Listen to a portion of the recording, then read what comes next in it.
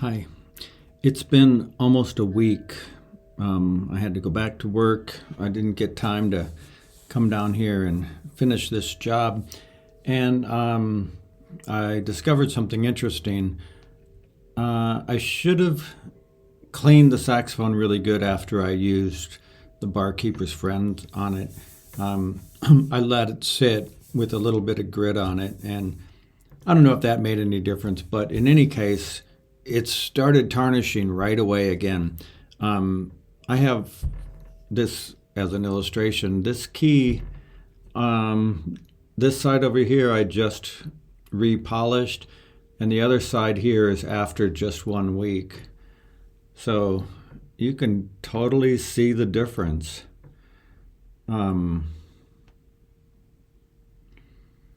Yeah, I found that super interesting. And I can just tell by looking at the color of this. Like when I first polished it, it was like weirdly blonde. It was like so light in color. And now it's getting to be more brassy kind of color. I don't mind. I like it. But what I realized is that I have to, if I want to keep it from reverting back to where it was, I better get some wax on it. So that's what I'm going to do next. I also took this and cleaned it really good in the sink. Since there's no keys on there at all, I just hosed it off and got all of that grit off of there. And then I was using little cloths to get in between the keys and really try to get it clean before I seal it up with wax. Now that I've done it, I'm not sure I would do it again, to be honest. I still kind of like the way it looks, and I still really dislike the look of old falling apart lacquer, and I don't like that icky orange tarnish look. I don't mind, a horn that looks old, like my wall hanger C Melody that I haven't got to work on yet.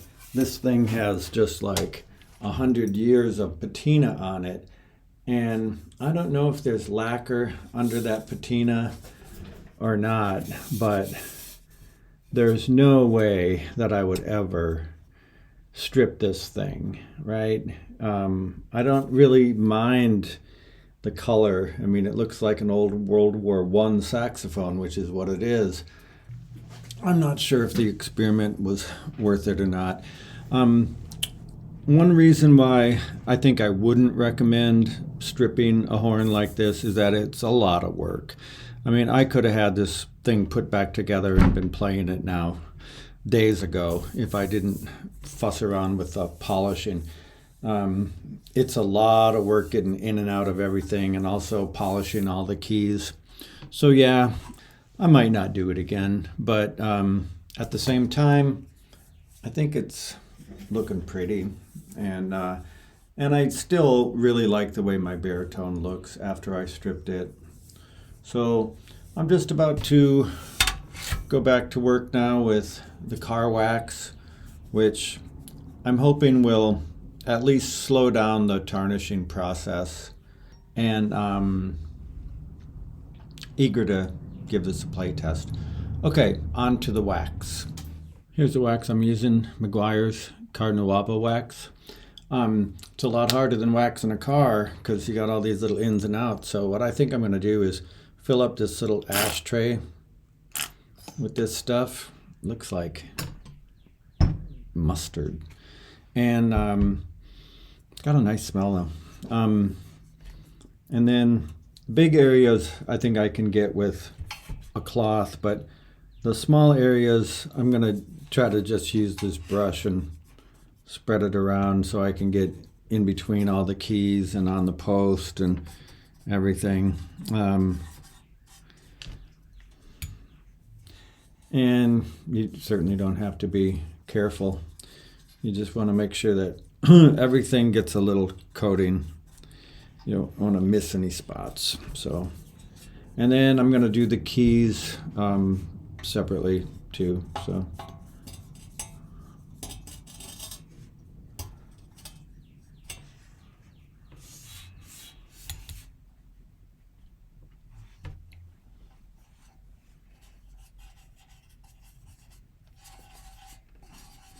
You know, it's probably not even a bad idea to get inside the tone holes because they get really moist and a lot of tarnish builds up in there, and there's a little layer of protection. That's not going to be a bad thing. Hopefully this is going to work. I don't see that my baritone has been tarnishing since I did it, and that was probably a month ago. So it seems to be working pretty well. One thing on my baritone though that I noticed was the thumb rest still made my thumb all black, so I coated that with some polyacrylic, like water-based polyurethane, and it protects my thumb. I don't know. I was kind of wondering why people don't use polyurethane on saxophones, but there's probably a reason. Maybe I'll find out what it is one day by doing it.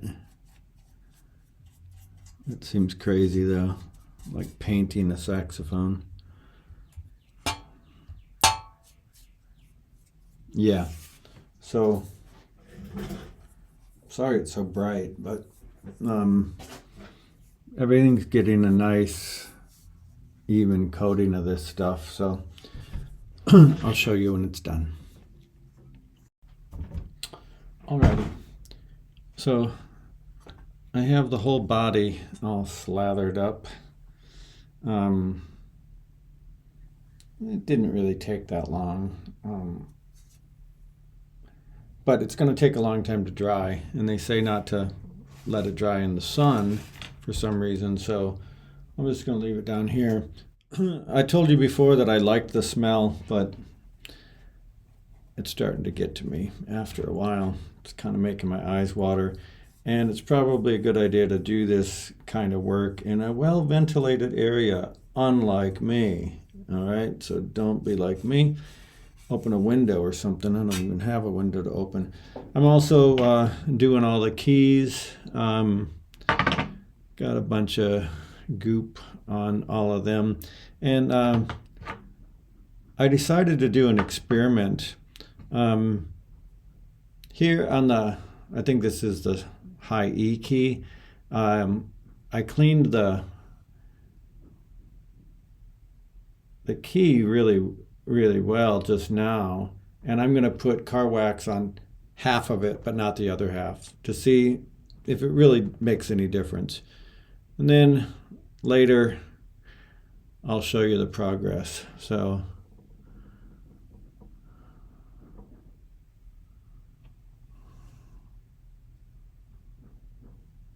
I got wax on the top half of this key, but not the bottom half. All right. Check back next year and see if it makes a difference. This process, it didn't take too long, really. I've probably been working on this for 10-15 minutes from start to finish. It's not, not a big deal, but I don't know. Polishing is time consuming, and I don't know if I would do it again. Like I said, almost done though. And it hardly used any wax, so it's cheap. It makes sense to me that car wax would work. I had an inkling that it might not be a bad idea, so I looked it up online, and a bunch of people said that they used it. There were probably some other people who said, oh, don't do it, like there always is, but Pig Squealer, one of the people I really trust, said that he uses Meguiar's car wax just like I bought here, so that's good. Then I'm going to let this sit for an hour. Hi. It's about 6 hours later, and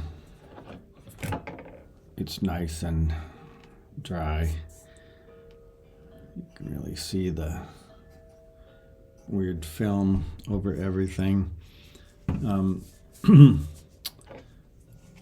So this step is really pretty easy.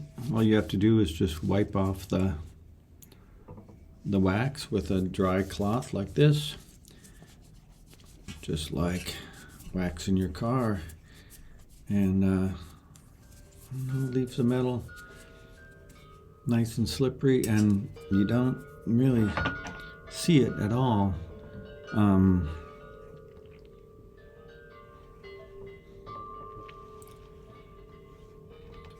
When you're done, here, I'll show you a little bit on here so you can really see the difference.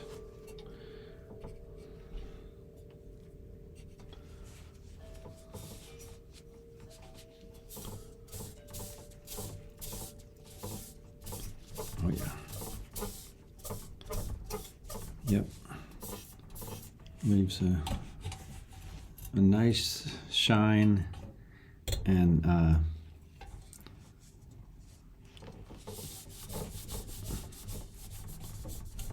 yeah, I think this has worked really well. There's still a few spots that are a little wet where there's like a glob of it, but I think this is going to really coat this saxophone and protect it and keep it from tarnishing. That's my hope.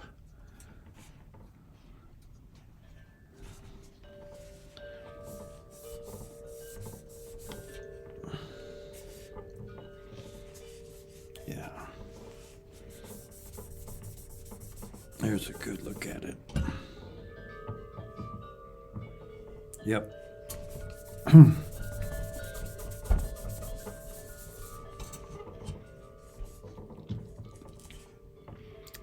Yeah, I kind of like this method. It's, it's way easier than lacquer. It's a lot less destructive. And again, I think the bare brass is really, really pretty. I just love the way that looks. Well, I finally finished. It was a lot of work too. Polishing off that wax. One of the problems was I kept getting red streaks on the saxophone from blood from my fingers and all of these frickin' springs. So that was a pain in the ass. The other thing is, I feel like, I could have just kept going and going. There's still some tarnished spots. There's still some kind of rusty spots. I didn't do the rods as well as I did the keycups and all that.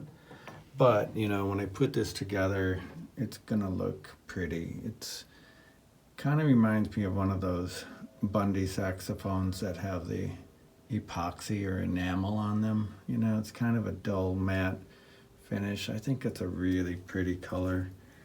And yeah, I'm not sure I would want to repeat that whole process because it's a lot of work. But I'm ready to reassemble, and I'll do that in the next video. I'm gonna time it to see how long it takes to put an entire saxophone back together. Okay, thanks for watching the Sax Hack.